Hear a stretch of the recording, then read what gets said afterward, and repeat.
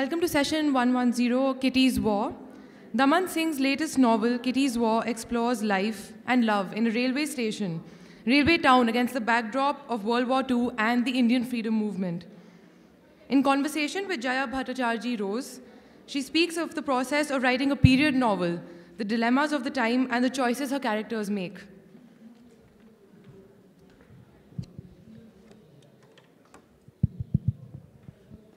Good evening. This is, I know this is the last session, so all of you must be extremely exhausted after a wonderful day of events.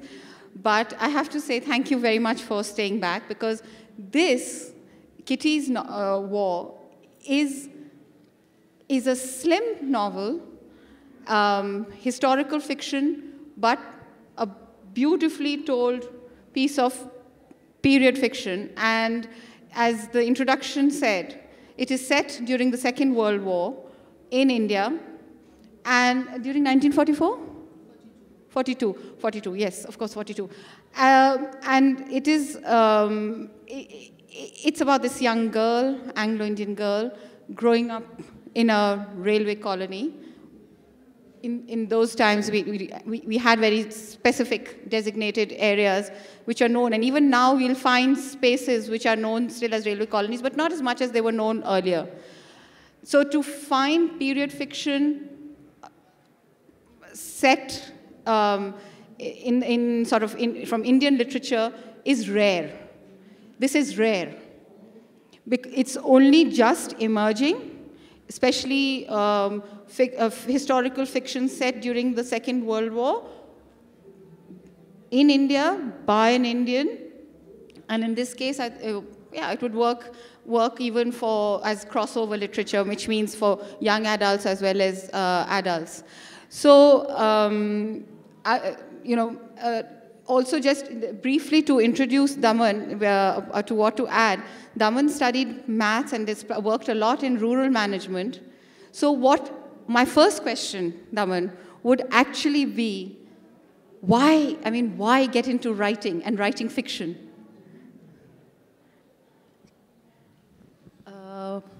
Well, I've always wanted to write. And in the kind of work that I was doing, which was basically rural projects, development projects relating to land, water, forests, I did a lot of writing, but that was all sort of professional writing. And I think there came a point in time where I felt that I wanted to write for people outside my profession, and to write in everyday language, a language which everybody understood. And that really took me into the sort of career shift. So I actually stopped what I was doing in around 2002, 3, 4, and I started writing. And it's been a really exciting journey. But I won't go into, that long story, but yeah, that's what really brought me into writing, the desire to write for a larger audience and in a language that is understood by people at large.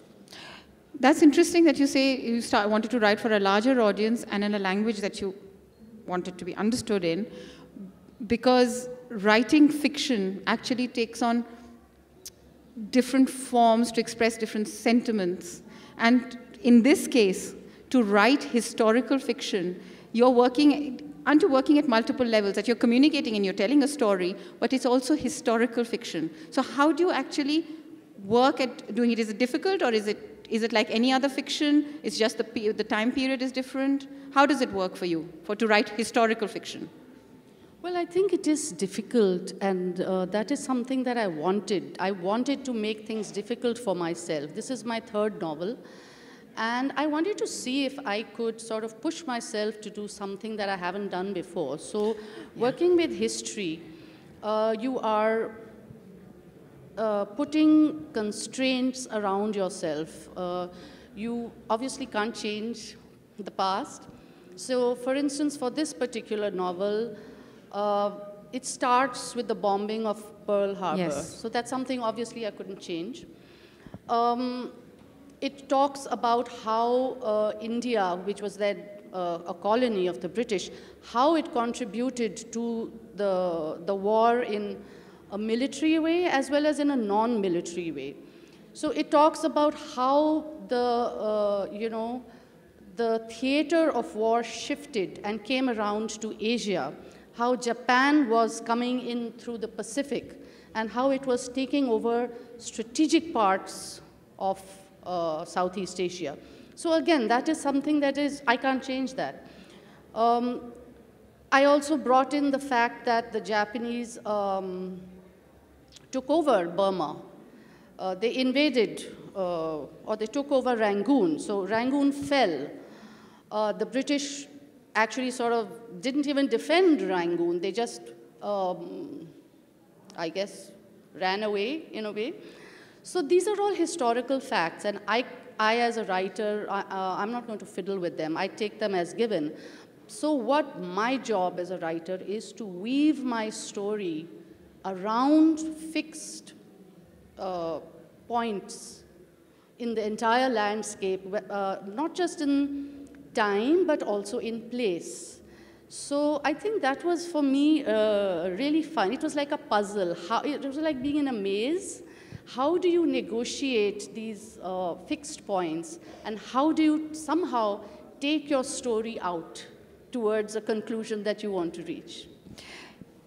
You know, that's very interesting how you describe the process, because that is where the beauty of your novel lies. The action, as it were, of the plot action takes place in this sleepy town. It is. It is a sleepy town. And you have a lot of these characters. And you don't really ever go into the war action, nothing. It is always reported through conversation or in the manner in which it affects the extended families of the people residing in the town. And that is what I found so remarkable, because your first two novels, I could still understand the way one could connect the dots, as it were, in terms of your real life experiences, etc., you know, like the Sacred Grove and all of this. But with this, it was completely like coming into your own, completely finding your space, you know.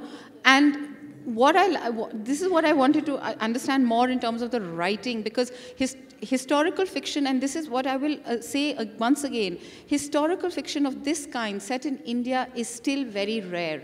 The only other person I can think of is Siddharth Horma, who wrote and of course Chitra Banerjee Devakurni, but Siddharth Horma wrote a young adult novel called The Grasshopper's Run 10 years ago, and it won the Crossword Award.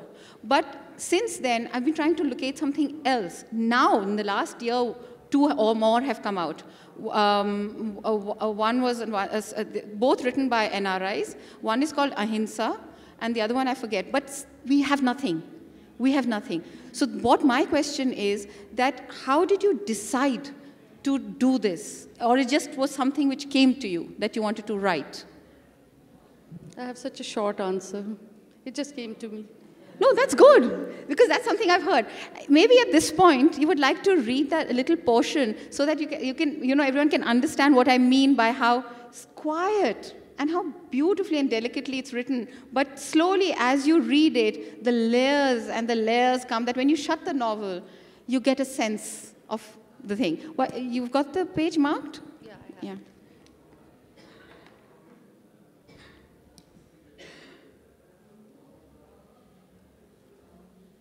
So I'm going to read a bit. Well, I should just give you a little bit of a background. As Jaya said, the entire story is unfolding in a small railway colony. And in those days, the Anglo-Indian community was sort of dominated the middle management in the railway. So this is an Anglo-Indian railway colony, and Indians were not allowed to live there, even though they might work at the station. So 2 of the characters in the story are Anglo-Indian and 2 are Indian. So I'm going to read a small bit about Kitty, who is obviously Anglo-Indian.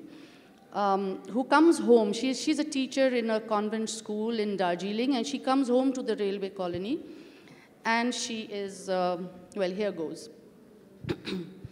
The naked girl in the mirror parted her lips and tried to smile. The result was pathetic. She ran her tongue over her teeth and tried again. This time it was a bit better. Raking a hand through her damp curls, she let them fall about her face. If only they were longer in front, then nobody would notice that her eyes were puffy.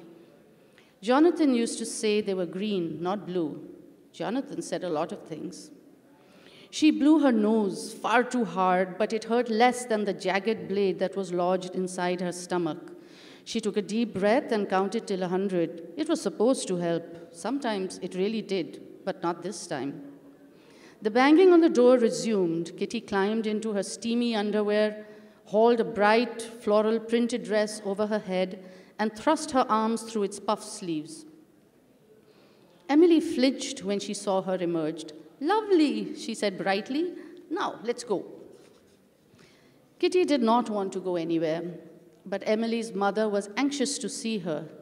Mrs. Llewellyn fussed about, producing a tray of homemade fruitcake, rose cookies, and fudge, and a tall glass of lemonade. Her great-grandmother was French, and she did not let anybody forget this. Kitty felt obliged to eat her way across the tray as Emily flipped through a stack of Woman and Home. "Here, this is it." Emily pushed the magazine at her, stabbing the open page with her forefinger. "What do you say?" Kitty studied the elegant burgundy crêpe de chine gown. "Perfect," she mumbled through the last piece of fudge. "But how?" "Simple. Mum bought the cloth and beads from Calcutta. She and Mrs. Mascarenas went there for Christmas shopping. The Dersey from Pipley said he could easily copy the pattern. He's going to sit and sew it on the back veranda." Kitty pointed out that the New Year's ball was just 2 weeks away. "It won't take him more than 2 days, 3 at the most. There's plenty of time. What are you wearing?" "Don't worry about me," Kitty said. "I'm not going." "Don't be silly. Of course you're going. Everyone goes." "Well, not this one." Emily snorted. "I mean it, Em, I'm not." Emily gave her an appraising look. "Did you and Jonathan fight?" Kitty covered her mouth politely and coughed. "So you did fight. I thought so. Hiding at home for days on end, wearing 1920s frocks, not shaving your legs, finishing all the fudge. That's not fair," Kitty protested. The door opened and Esther's head appeared. Emily told her younger sister to get out. Kitty waited for the door to close before reaching for a rose cookie. "So," Emily continued, "what happened?" "Nothing. Nothing happened. It's just over." Emily widened her eyes. "He ditched you." "I didn't say that." It was annoying that Emily should instantly reach this conclusion. "What? You ditched him? Don't tell me." "I wasn't going to," Kitty said truthfully. "But why?" Kitty sighed weakly. "It's just this stupid war. It changed everything." "What rubbish." "Well, I can't come up with a better reason." Emily could. "Look, I always knew he was wrong for you. I know I didn't say it, but I knew it all along. Jonathan's a sweet chap, but he's so bloody serious. You're not like that, not one bit." That was not true. Jonathan could be a lot of fun. As a matter of fact, he was excellent at ping pong. Besides, she could be serious too. Not that Emily would know. Opposites attract in the beginning, but it never lasts. Take it from me. Emily paused thoughtfully. "He's a lot like your father, isn't he? They say a girl's first beau is either exactly like her father or the exact opposite." Kitty found this disturbing. Then she remembered that Jonathan was not her first beau. Jimmy was. Emily was contrite now. "Poor you. No wonder you look so awful. Let's not talk about it. It's much too soon. Come and see the darling curtains that Mum picked up in Cal." She took Kitty gently by the arm and led her out of the room. I think I'll stop here. No,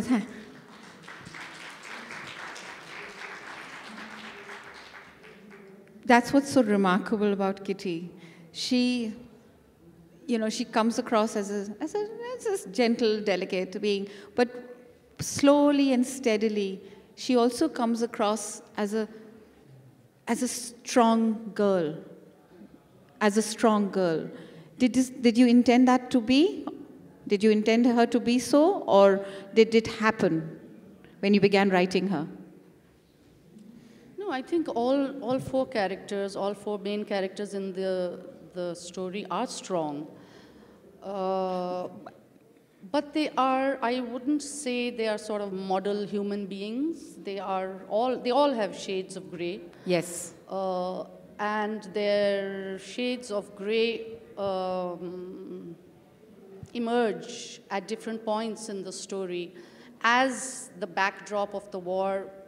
I feel that in this story, the war, the way people are responding to what is happening in the war beyond India, as well as what is happening in the nationalist movement within Yes. India, that is sort of bringing out people's certain aspects of their personality which otherwise were buried. Or just because of civil manners were not necessarily upfront. But the war does do something, and this is what comes across beautifully in the book, that in a sleepy town, which is, I mean, it's a railway town, it's a junction, you don't really expect much to happen. And yet, it's incredible how the war intrudes and makes its presence felt. It's not necessarily just through the letters and of the injured souls and all of that, but it's about the newspaper reports and the trenches being dug, and a lot of the way it begins to impact conversations. And obviously, people begin to internalize, and you know, there is something. Even her father, Terence, who doesn't really come. He comes across more like a laid-back soul who is happy to let things be and manage systems for what they are. But even the war begins to. At least what you brought out beautifully is that even he begins to come into his own, even he begins to have a personality, even he begins to have an opinion. It's no longer the young souls. You expect that of the young souls. So what my question is, it's interesting that when you said that this story happened, it began, and you began to write these characters.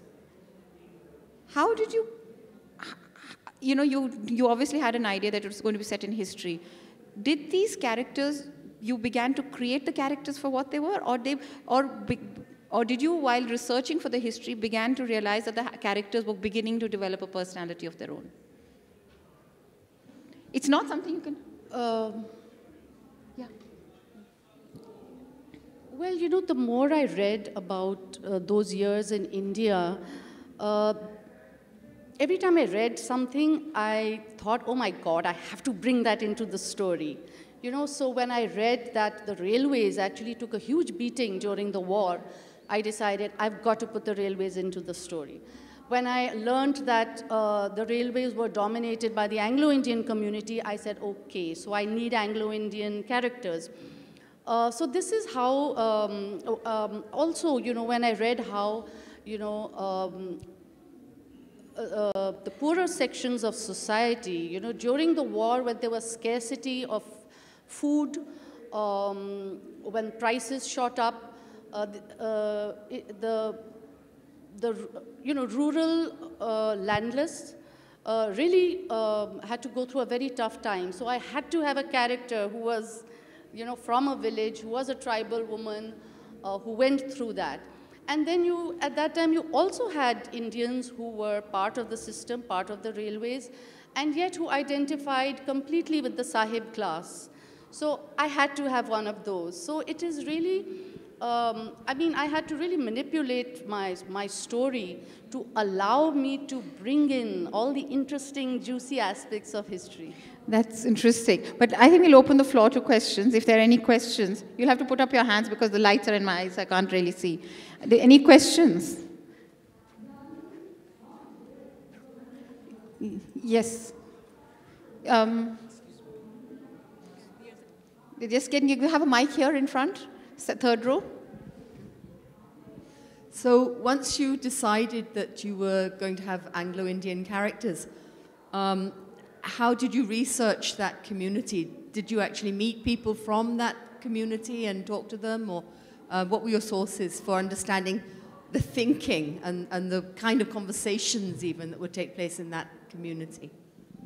Well, I basically sat in my chair and Googled for over a year, I guess. And it's amazing how much stuff you can find on the internet. A lot of it is, of course, published, but there are so many sites which have unpublished information, you know, people's memoirs. I mean, people are communicating so much, you know, a lot of blogs. I actually never left my chair, practically. Maybe I did visit a library or two, but I got it all from, you know. And I was very worried, you know, because you're writing about a community and you don't want to get things wrong. But last month, I was invited to the International Reunion of Anglo-Indians. I mean, it's an international event. And people said that, you know, you could have been Anglo-Indian yourself. How did you find out all those things about us, you know? So. Yeah, there's a question at the back. Hi, I was just curious when you said that, you know, the book happened to you. In the course of writing it, did you feel that the characters sort of took over and had a life of their own as you were developing them? Or did you sort of, was it an interplay of a structure that you had in mind and then something just sort of unforeseen taking over? You know, I don't want to sound sort of like a very controlling kind of person, but I had to control all my characters with an iron fist, you know. If it had been one character or two characters, you can give them a little bit of freedom. But when you have all four, I mean, it's like having 4 children, you know, and they are all pulling in different directions and they all want to do what they want, and you have to constantly rein them in. You have to be really ruthless about it. Any more questions? Yeah, there's a question here in front.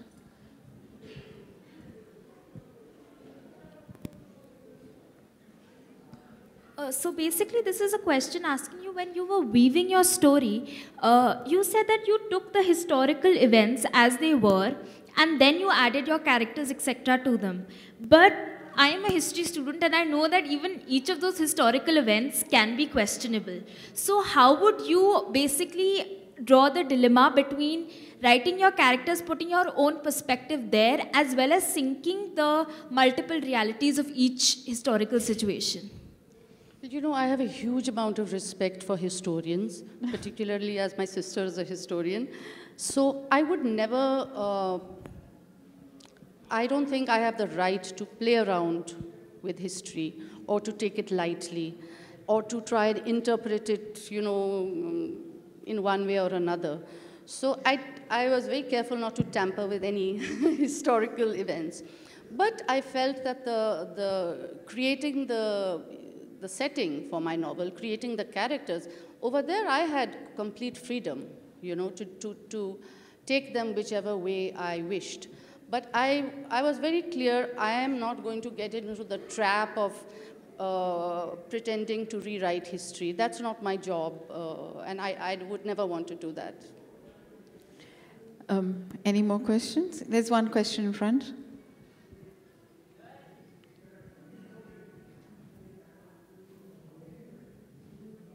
Question is not about this book. I'm just curious to know that, well, you've been with these characters for maybe 3-4 years now, and maybe you will write another book. There were characters of the earlier book also, but for this book particularly, because I read a few pages, and I just wondered that will you get over these characters or will they grow? Or could there be a story, a further story to this? Because things have not ended. So I don't know how clear I am, but I think one wants to know what is going on and what will happen again further. And do you have something that you will move with these characters? Well, I think my job is done. You know, as a reader, anybody is free to speculate what happened, aage kya hua, you know, what happens and where does the story go. But I think my job is over. So I'm not going to revisit these ideas. I'm not going to revisit these places, their people. But I might pick up what I like to do, which is just a quirk. I like to carry something, some tiny little souvenir from one book to another. So, for instance, in a previous novel, there was a dog. And so I brought that dog into this novel under an assumed name. In another novel, there was a village called Pipri. And so in this one, I just changed the R to an L and called it Pipli. So for me, there is a tiny element of continuity, but the stories themselves, no, they're complete in themselves. Well, we look forward to your next novel. If anything to go by, it'll be something new and different, and I really look forward to it. But thank you very much for a lovely conversation. Thank you, everyone, for staying back, and I hope you read the book.